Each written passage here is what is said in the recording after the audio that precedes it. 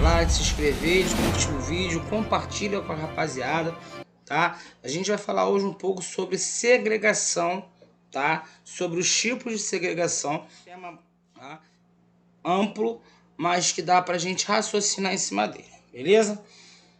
Então vamos lá. Aqui a gente pode ver uma imagem que é clássica nas aulas de geografia, mas que traz pra gente um pensamento, um raciocínio muito sincero sobre o que está acontecendo, né? A gente está vendo aí a favela de Paraisópolis do lado esquerdo, na primeira imagem, e um condomínio de luxo no Morumbi, né? Que é um bairro rico de São Paulo, né? Divididos por um muro. Tá? E na imagem ao lado a gente está vendo em ângulo aberto, né? Essa realidade. Tá? Isso acontece em todas as capitais brasileiras. Está começando a acontecer. Começando não, mas já está acontecendo, já faz um tempinho, nas cidades médias brasileiras. Né? Essa disparidade, tá, econômica no espaço urbano principalmente. No espaço agrário isso também acontece, tá? Mas no espaço urbano isso é mais latente, vamos dizer assim. Então o que acontece? Aí tu faz a seguinte pergunta: qual é o significado da palavra segregação, Alex? A separação, tá? E de qualquer parada. Quando a gente fala de segregação socioespacial, a gente está falando de segregação econômica, tá? Econômica entre ricos e pobres, cada um no seu espaço, cada um no seu quadrado, e espacial, porque isso acontece no espaço geográfico. O espaço geográfico é construído dessa forma, né? A gente costuma até brincar, né? Quem vem antes, o ovo ou a galinha, tá? A favela ou o bairro rico? Vai depender muito da construção daquele espaço, tá? Isso acontece em São Paulo, acontece no Rio de Janeiro, né? No Rio de Janeiro nós temos vários exemplos de favelas dentro da Zona Sul, por exemplo. Nós temos o Vidigal, nós temos a Ladeira dos Tabajaras, em Copacabana, nós temos a Rocinha, que é uma das maiores favelas do país da América do Sul, enfim, tá? Nós temos Paraisópolis, em São Paulo, também uma das maiores da América Latina. Então, assim, isso acontece sem muito alarde, sem muito protesto por parte da parte rica, né? Por parte da galera que mora nos condomínios. Tá? Você vê passeata por paz, você vê passeata por liberação disso ou daquilo, mas você não vê passeata por remoção de favela de uma zona sul da vida. Por que isso acontece? Porque essa galera ela é utilizada, essa é a palavra, né? Infelizmente, ela é utilizada para mão de obra dessa galera que mora nesses espaços mais ricos. Tá? Então, assim, como você vai ver o cara que vende fruta, o cara que vende de reciclagem, que trabalha nos prédios, zeladores, porteiros, funcionários de condomínio, enfim, toda essa galera, a grande maioria dela, ela vem morar ou mora dentro dessas favelas próximas às áreas ricas. Mas eles aturam a favela por ter ali um exército de mão de obra barata, tá? Muitas vezes desqualificada, muitas vezes sem muito estudo e tal, que eles têm que oferecer treinamento e tal, barará, tiruru. Mas isso sai muito mais barato do que você contratar uma mão de obra especializada, tá? Então, você tem até situações de condomínios que contratam empresas para fazer serviço de portaria, serviço de zelamento, serviços de manutenção. Mas a grande mão de obra utilizada, a grande quantidade de mão de obra utilizada é da favela. Bom, uns pontos. Primeiro ponto, que isso faz a economia da favela, do que chamam aí de comunidade, tá? Chame como quiser, circular, a economia da favela circular. Por quê? O cara ganha o salário dele no condomínio de luxo, o cara ganha o salário dele na Zona Sul, no bairro rico, e gasta esse salário, grande parte dele, dentro da favela. Então a economia da favela ela é girada também faz parte da engrenagem da economia da favela o dinheiro que vem desses bairros ricos, tá? Não só o dinheiro que vem de lá, tá? A economia da favela tem um ciclo próprio, tá? Enquanto você vê no espaço urbano, não vou dizer tradicional, mas no espaço urbano formal, né, o comércio passando por várias crises, demissões, fechando lojas e tudo mais, você vê o comércio da favela prosperando, tá? Isso tem alguns motivos, tá? O comércio da favela tem um ciclo, como eu disse, tem um ciclo próprio, tá? Ele vende para ele mesmo, ele vende para a própria comunidade, para a própria favela, né? Há uma diversidade natural, até porque muitas dessas pessoas não têm condições de comprar no comércio formal, fora da favela. Então, muitas lojinhas abrem dentro da favela com os mesmos temas da cidade formal, tá? Do centro. Tá? E funciona ali uma cidade dentro da cidade. Tá? É claro, uma cidade sem infraestrutura, com esgoto a céu aberto, falta de água encanada, ou com problemas, toda vez que chove é um terror, né? Então a gente tem isso, a gente tem uma cidade informal, a gente tem uma cidade que tem seus administradores próprios, tá? Esses administradores próprios não são as associações de moradores, normalmente são grupos criminosos, tá? Ou do tráfico ou das milícias, dependendo da favela, tá? As leis que funcionam ali dentro não são as leis formais, tá? São as leis desses grupos que dominam o território, porque o governo abandonou aquele território ali, tá? Independente da cidade, independente do lugar, há um certo abandono desse espaço, tá? Por isso que a gente chama de cidade informal. A cidade informal é aquela cidade onde você não vai ter o famoso subúrbio, né? O que é subúrbio? Subúrbio, ou seja, abaixo do urbano, que não tem acesso a todos os serviços urbanos. Ah, vou construir uma creche na favela, legal. Mas essa uma creche que se constrói na favela, uma, duas, três, não comporta todas as crianças da favela. Ah, vou fazer uma caixa d'água na favela. Isso é lógico que não vai atender a todo mundo. Tá? Até porque se você olhar a concentração de pessoas que moram dentro de uma favela é muito maior do que num bairro tradicional, num bairro normal. Tá? Mesmo com prédio, mesmo com verticalização, né? Então, assim, você vai ver vários serviços urbanos ou não acontecendo dentro da favela, ou acontecendo de forma muito ruim, muito precária. Tá? Isso vai do transporte, à saúde, à educação. Né? Então, eles vivem, a favela ela vive a própria sorte. Então, ela tem que se organizar de alguma forma.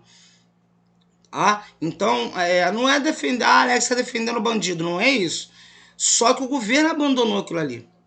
Há alguns anos no Rio de Janeiro houve o programa das UPPs, né? Há 10 anos atrás, onde algumas favelas receberam aí essas UPPs, que entrou com a polícia, habitou a polícia ali dentro, até os próprios policiais passavam por dificuldades, né? E o projeto ali era chegar com creche, chegar com limpeza urbana, chegar com serviços urbanos decentes. Isso não aconteceu.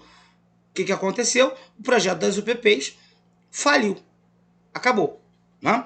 Então, a gente tem que entender que a segregação socioespacial ela não está só no espaço. Ela não está só aqui é a favela, aqui é a Zona Sul, ali é subúrbio. Tá? E outra coisa que a gente tem que diferenciar, favela de subúrbio. Favela é uma coisa, favela é o que a gente está vendo aqui, ó. Tá? O subúrbio, na realidade, ele é um espaço intermediário entre a favela e a cidade formal. Só que o subúrbio na cidade formal também é chamado de subúrbio. Tá? Porque muitas vezes passa por problemas de transporte, passa por problemas de saúde, passa por problemas de educação, né? Ou de falta de acesso à educação. E a gente sempre diz, o desemprego que tá acumulado hoje, ele foi criado há 30 anos atrás, quando essa galera da favela, do subúrbio, né? Ela foi segregada, ela foi separada da cidade formal e não teve acesso à educação, à escola. E hoje sofre as consequências de não ter acesso ao emprego por não ter ali uma formação ou uma formação deficiente. Enquanto os governantes olharem a educação, olharem o investimento público em todos os espaços como custo e não como investimento, enquanto os governantes tiverem projetos de governo e não projetos de país, projetos de espaço, projetos humanos, isso não vai acabar. Isso não é campanha política, tá? Isso já passou. Mas há de se ter a necessidade, há de se ter a consciência que segregar não é a solução. Deixa essa galera ali quietinha, vamos cuidar de quem a gente tem que cuidar. Não. Um governante é eleito democraticamente para cuidar de todo mundo. E eu não estou falando de A, de B, de C, estou falando de todos. Ele é eleito, ele é colocado lá pelo povo. Então, há de se ter uma consciência coletiva do próprio povo, do lugar, de se melhorar as favelas. Não de você passar numa favela de carro e virar a cara para o outro lado. Isso não adianta. Isso não vai fazer melhorar. Isso não vai fazer a favela desaparecer. Vale lembrar que as favelas são locais que também se produz cultura, que também se produz gente inteligente, que também se produz conteúdos importantes. Mas na favela tem bandido. Você sabe qual é a relação? Número, falando de número. Qual é a relação de bandido para gente trabalhadora? É 1 para 5 mil. Tem um bandido para 5 mil trabalhadores. Ou mais, dependendo do tamanho da favela. Então, antes de você ter o seu olhar preconceituoso contra a favela, pesquise o que é feito dentro da favela. Eu não estou falando de pessoas de fora que vão lá, não. Estou falando de pessoas de lá de dentro. Estou falando de pessoas que nasceram na favela. Que saíram da segregação. Que se incluíram na cidade formal. Até porque segregar espacialmente não quer dizer que essas pessoas vão ficar ali dentro o dia inteiro. A grande maioria das pessoas trabalha nesse tipo de prédio que você está vendo. É como eu falei no início. Por que o cara não protesta na prefeitura para tirar a favela da Zona Sul? Do Vidigal, que é uma das vistas mais lindas do mundo, para fora. Né? Por que não se faz um protesto por isso? Porque é interessante para o poder capital, é interessante para o cara que tem dinheiro contratar o serviço dessa mão de obra barata. E o cara que mora em favela, ele não tem escolha. Ele não tem escolha, ele não tem educação, cara. Não é educação de boa dia, boa tarde, não. É educação formal, educação de dentro da escola, instrução. Muitas vezes esse cara não tem opção porque ele não teve instrução quando era moleque. Então a segregação socioespacial, ela segrega pessoas, ela segrega casas, ela divide a cidade, ela rivaliza a cidade. Aí tu fala assim, mas o tráfico de drogas é incontrolável. Não é incontrolável. Existem estratégias diferentes do que a invasão na favela para você dar um prejuízo no tráfico de drogas. Você controlar a fronteira lá no Paraguai, lá na Bolívia. Você combater o desvio de armas dentro da própria polícia, dentro do próprio exército. Você tem várias estratégias para monitorar isso. É para isso que existe dentro da polícia militar, dentro da polícia civil, de cada estado, um setor que se chama inteligência. Que de vez em quando vai lá e dá um prejuízo. muito maior do que a própria invasão. A própria invasão você vai matar o bandido, no outro dia tem outro no lugar. Então não é uma estratégia inteligente. O confronto armado, muitas vezes, não mata o bandido e mata pessoas inocentes. E aí? Isso são resultados dessa segregação. Isso são resultados desse preconceito. Mas na hora que precisa de uma empregada doméstica, mas na hora que precisa de um porteiro, vai nessa galera. É claro que a galera do subúrbio completa muitas vezes as vagas oferecidas na Zona Sul. Tá? Também acontece.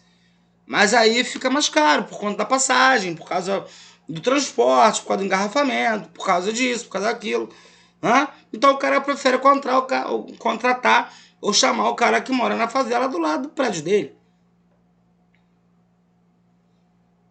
Que o cara perde menos tempo, gasta menos dinheiro do patrão, exige menos seus direitos. Tá? Então, a gente vai ter a segregação socioespacial. Bancas como da UERJ, da UF, Cefet, qualquer prova que você for fazer aí, vai cair pelo menos uma chargezinha. E essa imagem que vocês estão vendo aí em primeiro plano, né, a parte superior aí, essa imagem aí, ela é clássica em provas desse nível. Tá? Então eu peço que vocês deixem o seu like, deixem o seu... a sua curtida, ativa o sininho, que assim que surgir novos vídeos a gente lança aqui. Um grande abraço, fica em reflexão. Um beijo, galera.